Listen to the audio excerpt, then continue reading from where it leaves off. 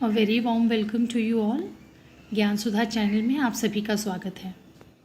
आज हम लोग निर्वाचन आयोग के बारे में, उनके जो कार्य हैं उसके बारे में चर्चा करेंगे। लास्ट वीडियो में हमने निर्वाचन आयोग से ही संबंधित उसके संगठन व नियुक्तियों पर चर्चा करी थी। आज का वीडियो हम लोगों का जो फोकस रहेगा वो रहेगा निर्वाचन आयोग के क्या कार्य हैं। जैसा कि आप सभी जानते हैं कि निर्वाचन आयोग एक अखिल भारतीय संस्था है, यानी यह एक स्वायत्त संवैधानिक निकाय है जो भारत में संघ और राज्य चुनाव प्रक्रियाओं का संचालन करती है। ये आपको याद रखना चाहिए कि केंद्र व राज्य दोनों के लिए ही निर्वाचन आयोग कार्य करता है, उन दोनों के लिए ही समान है। लेकिन राज्य में होने वाले पंचायतों व निगम चुनावों के लिए भारत के संविधान में अलग से राज्य निर्वाचन आयोगों की व्यवस्था की गई है। आप सभी जानते हैं कि संविधान के अनुच्छेद 324 के अंतर्गत संसद, राष्ट्रपति, उपराष्ट्रपति व राज्य विधानमंडल के पदों के निर्वाचन के संचालन, निर्देशन और नियंत्रण की जिम्मेदारी चुनाव आयोग की है। तो इसी संदर्भ में आज हम लोग चर्चा करेंगे कि चुनाव आयोग के क्या कार्य हैं। जब हम बात करते हैं चुनाव आयोग की, तो मैंने आपसे अभी कहा था कि यह एक स्वायत्त संवैधानिक निकाय है और यह एक अर्ध न्यायिक निकाय भी है। अर्ध न्यायिक निकाय लास्ट वीडियो में भी मैंने आपको बताया था कि ऐसे निकाय होते हैं जिनके पास न्यायालय के समान शक्तियाँ होती हैं, किंतु वो न्यायालय नहीं होते हैं। जो चुनाव आयोग है वह कार्यकारी हस्तक्षेप से मुक्त है। कार्यकारी हस्तक्षेप से मुक्त है, इसका अर्थ यह हुआ कि चुनावों के संचालन के लिए निर्वाचन कार्यक्रम के बारे में जो निर्णय चुनाव आयोग द्वारा लिया जाता है, चाहे वह साधारण निर्वाचन हो या उपनिर्वाचन हो, निर्वाचन आयोग स्वतंत्र रूप से अपने आप ले सकता है। इसके अलावा मतदान केंद्रों के अनुसार मतदाताओं का आवंटन करना, मतगणना केंद्रों की जो स्थिति है वो, मतदान केंद्रों व उसके आसपास किए जाने वाले प्रबंधों, साथ ही साथ मतगणना केंद्रों तथा उससे संबंधित सभी मामलों का जो निर्णय है वह चुनाव आयोग अपने आप लेता है, वह अन्य कार्यकारी हस्तक्षेप से मुक्त होता है। जैसे मैंने अभी आपसे कहा था कि यह एक अर्धन्यायिक प्रकार के कार्य भी करते हैं और यह एक परामर्शदात्री निकाय है।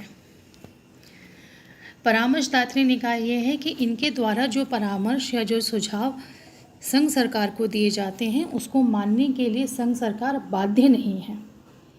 और अर्धन्यायिक का क्या अर्थ है ये मैं आपके साथ डिस्कस कर चुकी हूँ। तो संविधान के अधीन जो आयोग के पास संसद एवं राज्य विधानमंडलों के जो आसीन सदस्यों की निर्वाचन के पश्चात निर्हता के मामले में जो परामर्शदात्री का अधिकार हैं वो निर्वाचन आयोग के पास होते हैं। और साथ ही साथ निर्वाचनों में यदि कोई जो कैंडिडेट हैं जो चुनाव लड़ रहे हैं वो भ्रष्ट आचरण के लिए दोषी पाए जाते हैं तो ऐसे मामलों पर भी निर्वाचन आयोग निर्णय ले सकते हैं। निर्धारित समय और रीति से अपने निर्वाचन का जो व्यय होता है, जो खर्चा होता है, उसके अकाउंट्स निर्वाचन आयोग को दाखिल करने होते हैं हर कैंडिडेट को।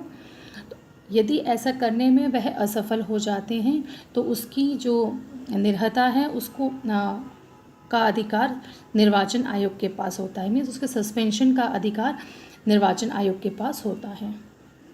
जब हम बात करते हैं अर्धन्यायिक कार्य की, तो इस संदर्भ में आप दो चीज़ों का हमेशा ध्यान रखिएगा और इसको मैं स्पेसिफिकली इसलिए जिक्र कर रही हूँ क्योंकि ये वाला जो क्वेश्चन है ये MCQ क्वेश्चन इसके ऊपर बन सकता है। जो अर्धन्यायिक कार्य की हम बात कर रहे हैं वह अनुच्छेद 103 के अंतर्गत, मीन्स आर्टिकल 103 के अंतर्गत राष्ट्रपति संसद के सदस्यों की योग्यताओं के संबंध में चुनाव आयोग से परामर्श करता है। यह आप ध्यान रखिए, वह परामर्श करता है। और ठीक उसी प्रकार से यदि हम राज्य स्तर पर बात करें तो अनुच्छेद 192 के अंतर्गत राज्यपाल राज्य विधानमंडल के सदस्यों की अयोग्यता से संबंधित चुनाव आयोग से परामर्श करता है। तो ये हो गए उनके जो अर्धन्यायिक कार्य हैं और जो परामर्शदात्री कार्य हैं उस संदर्भ में। यदि हम न्यायिक समीक्षा के संदर्भ में बात करें तो एक बार अगर निर्वाचनों की वास्तविक प्रक्रिया शुरू हो जाती है तो न्यायपालिका भी मतदान के वास्तविक संचालन में हस्तक्षेप नहीं करती हैं। इसके अलावा एक बार यदि मतदान समाप्त हो जाता है और परिणाम घोषित हो जाने के बाद आयोग यानी निर्वाचन आयोग किसी परिणाम का पुनरीक्षण स्वयं नहीं कर सकता है। तो ये उसकी एक लिमिटेशन भी है जो आप लोगों को पता होनी चाहिए।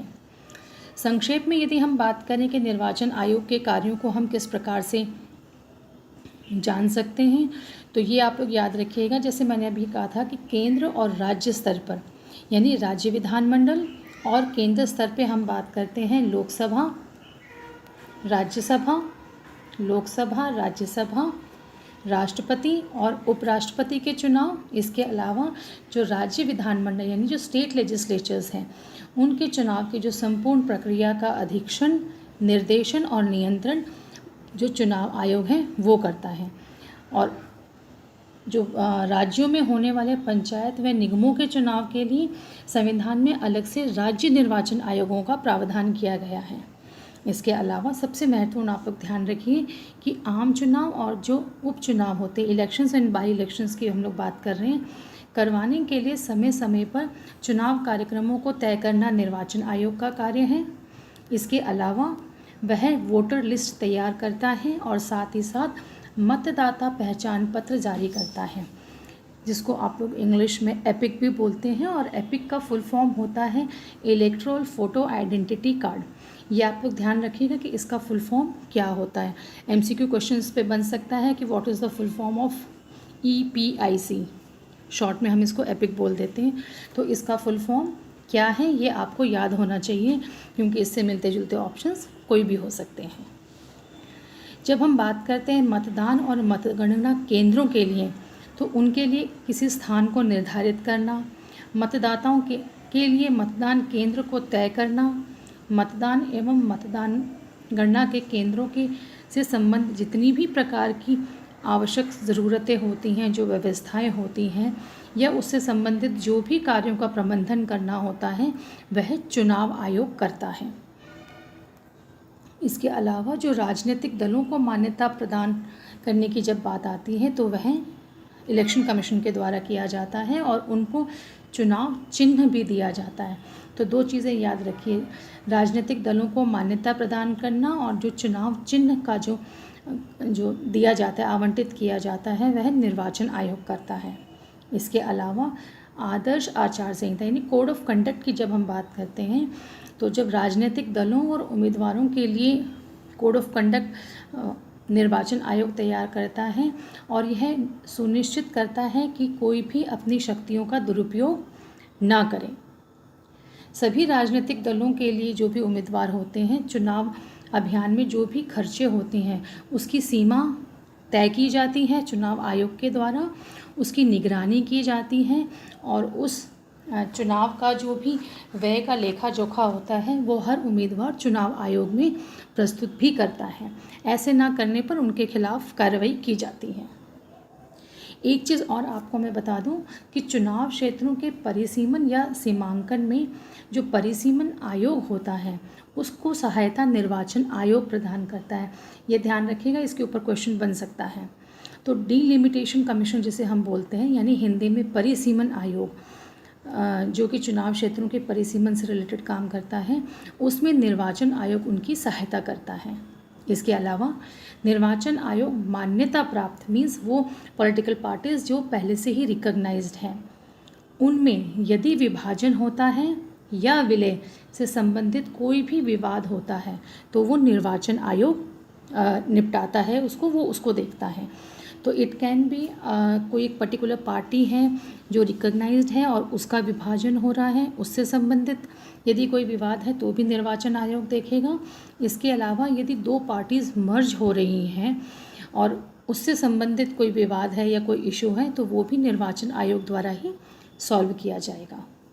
एक और चीज़ आपको जानकारी के लिए बता देती हूँ कि किसी भी स्थान पे चुनाव रद्द करने की जो शक्ति चुनाव आयोग को दी गई थी वो बेसिकली महेंद्र सिंह गिल नाम मुख्य चुनाव आयोग के बाद सुप्रीम कोर्ट ने चुनाव आयोग को किसी भी स्थान पर चुनाव रद्द करने की शक्ति प्रदान करी थी।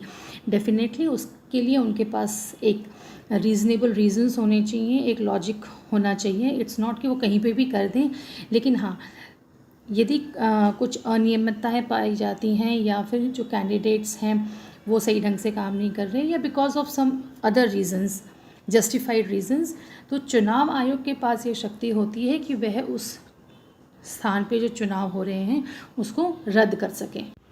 तो ये एक मैंने आपको बहुत ही ब्रीफ ढंग से बताया है कि निर्वाचन आयोग के क्या कार्य हैं। एक नेक्स्ट वीडियो में आपसे दोबारा मुलाकात करूंगी जो निर्वाचन आयोग से ही संबंधित होगी, और वह वीडियो स्पेसिफिकली चुनाव आयोग चुनाव सुधार से संबंधित जो महत्वपूर्ण समितियां बनी हैं उनसे संबंधित वीडियो होगा। और फिर हम लोग चुनाव आयोग से रिलेटेड, निर्वाचन आयोग से रिलेटेड MCQ क्वेश्चंस भी डिस्कस करेंगे कि कैसे क्वेश्चंस बन सकते हैं, या फिर पिछले कुछ सालों में आपके नेट के एग्ज़ाम में या जो दूसरे कॉम्पिटिटिव एग्ज़ाम्स होते हैं उसमें कैसे क्वेश्चंस आए हैं। चुनाव आयोग वाला जो टॉपिक है वो न केवल लोक प्रशासन के विद्यार्थियों के लिए बल्कि जो राजनीतिक प्रशासन के विद्यार्थी, राजनीति विज्ञान के विद्यार्थी हैं उनके लिए भी बहुत महत्वपूर्ण है। एंड अबव ऑल ये एक GK जिसे कहते हैं जनरल नॉलेज का क्वेश्चन है। इसमें बहुत सारे क्वेश्चंस ऐसे बन जाते हैं जो आपके जनरल स्टडीज़ से रिलेटेड होते हैं, तो ये बहुत ही इम्पॉर्टेंट टॉपिक है।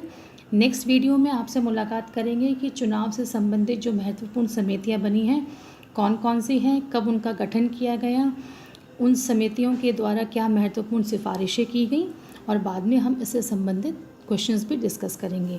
सो till then have a good time. मैं उम्मीद करती हूँ कि इस तरीके के वीडियो आपके लिए एक क्विक रिवीजन स्थापित होंगे, और यदि आपको कोई क्वेरी है आपकी, आप कोई क्वेश्चन पूछना चाहते हैं तो प्लीज़ कमेंट बॉक्स में आप लोग कीजिएगा ताकि हम लोग आगे भी उस तरीके की चीज़ों को अपनी वीडियोज़ में शामिल कर सकें। Till then have a good time, keep on revising.